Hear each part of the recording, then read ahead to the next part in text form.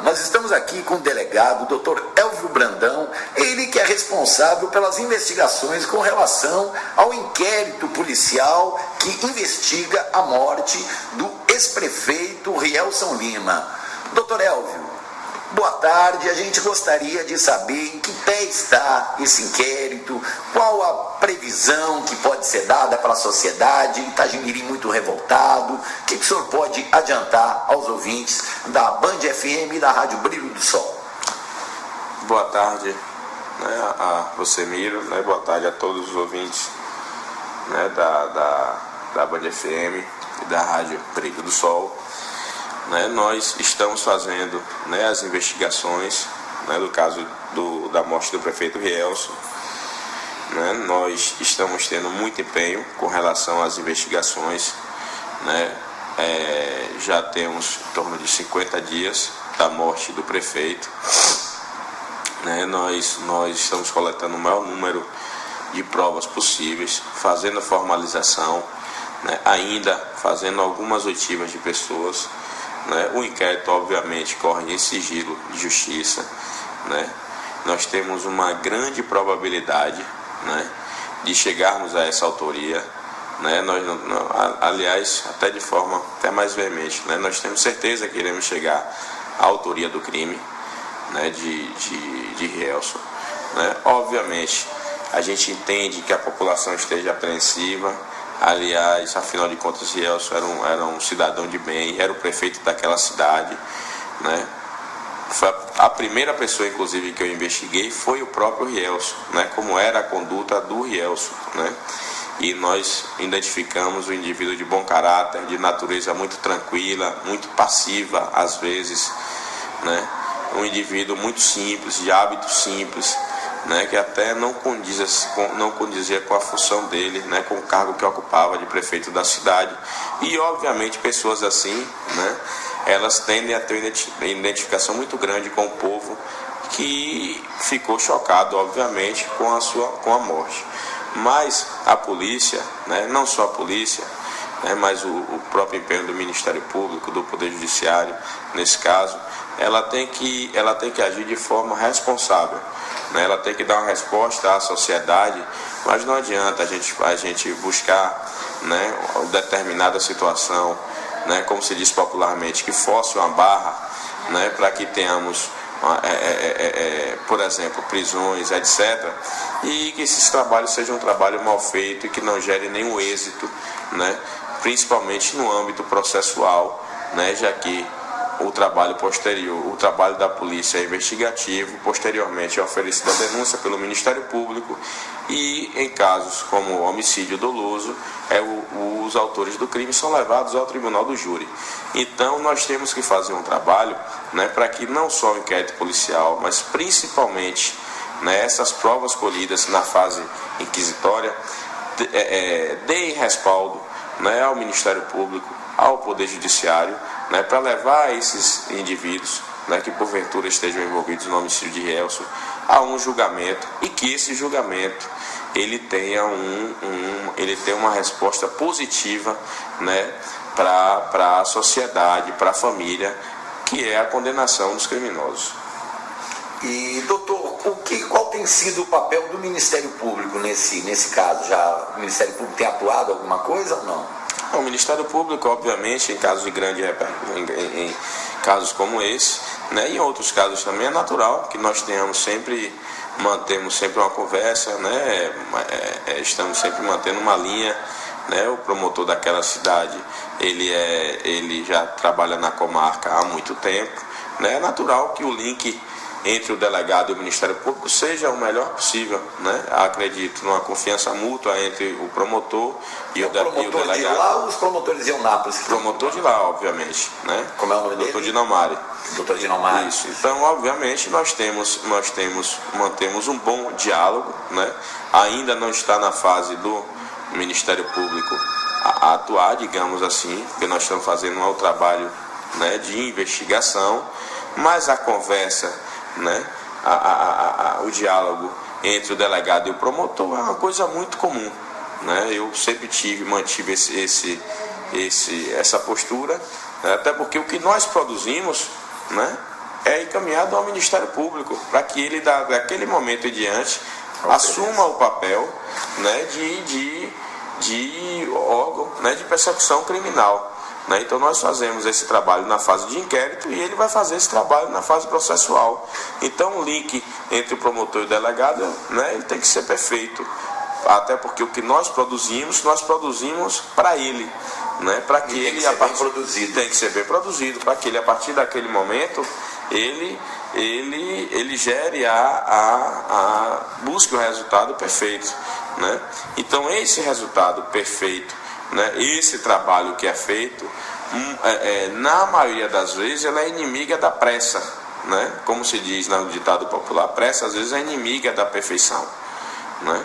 Se a gente não consegue a perfeição, porque perfeição no mundo ela é utopia, né? Você não consegue nada, você vai fazer em uma perfeição, mas a gente tem que chegar o mais próximo dela possível. Então, se a gente vê que a gente tem como caminhar em um determinado trabalho, não há por que fazer uma interrupção abrupta, né, para satisfazer A, B ou C, né, um anseio. Não, a gente tem que agir de forma fria, né, de forma imparcial, né, de forma racional na condução de uma investigação desse porte, como é a morte do prefeito Rielson. E, doutor, de 0 a 10, qual a possibilidade dos eventuais culpados serem punidos?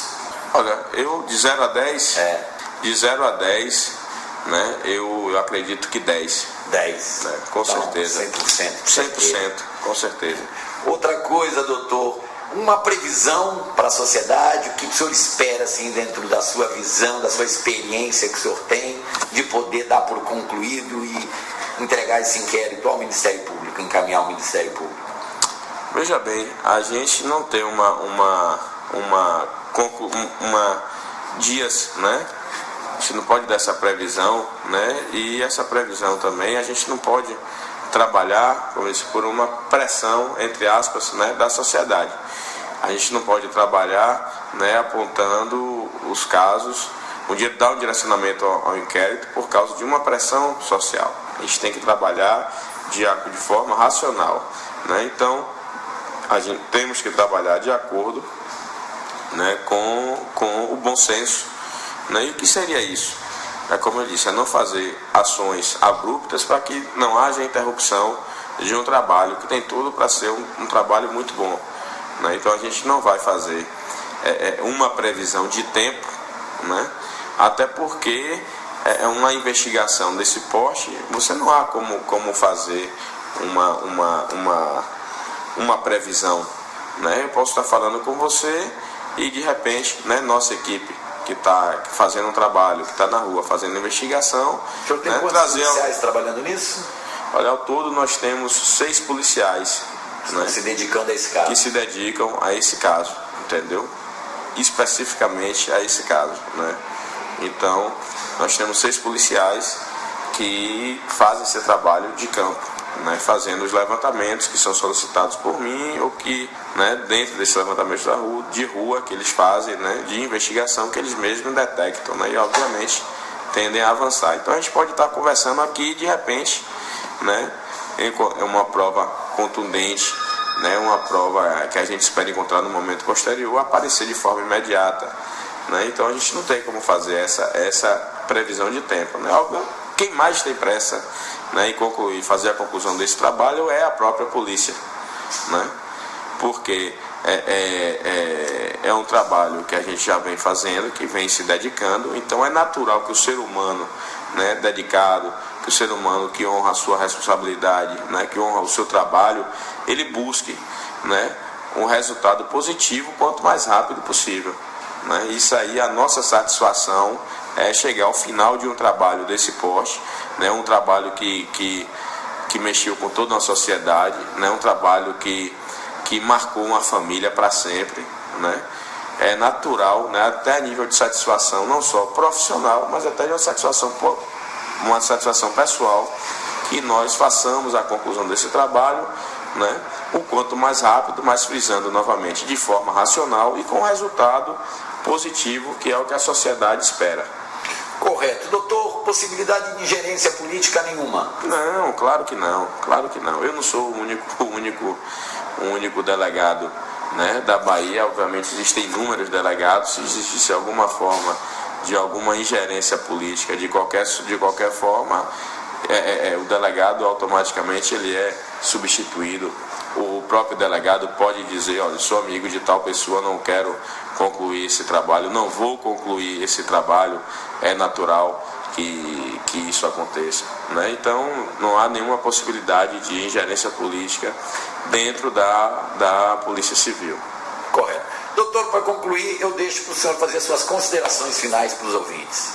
Eu queria, né, falar com a sociedade de Itagimirim, principalmente, né, que o crime de Rielso, obviamente, ela abalou toda a região, mas eu queria falar especificamente com a sociedade de Itagimirim, né, de que tenham paciência. Eu sei que também os nervos devem estar à flor da pele, né, devido ao tempo, né, que, se você for olhar, é um tempo para elucidação de homicídio, entre aspas, pequeno, né? Nós vamos olhar quantos prefeitos foram assassinados ao longo, né, do tempo, né, em outras cidades da Bahia, cidades do Brasil, e o tempo que demorou para a elucidação desse inquérito, né? Esse inquérito de Rielso, ele é um inquérito que já nós conseguimos avançar bastante, né? Mais do que o normal.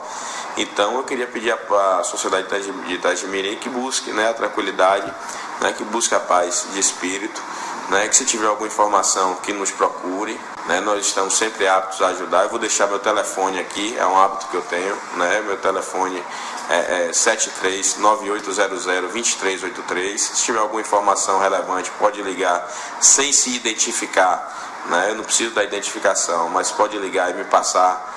Mas é esse o telefone, repetindo, é 98002383, o prefixo é 73.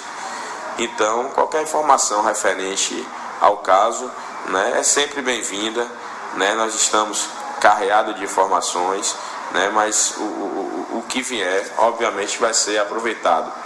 Então, a população ela pode ajudar bastante, né, em situações como essa, e buscar, né, a paz de espírito, a tranquilidade, né, e deixar que a polícia, né, faça a sua parte, né, e posteriormente isso vai ser feito, né, pelo Ministério Público, né, pelo próprio Poder Judiciário, que irão tocar, né, a polícia conclua esse inquérito.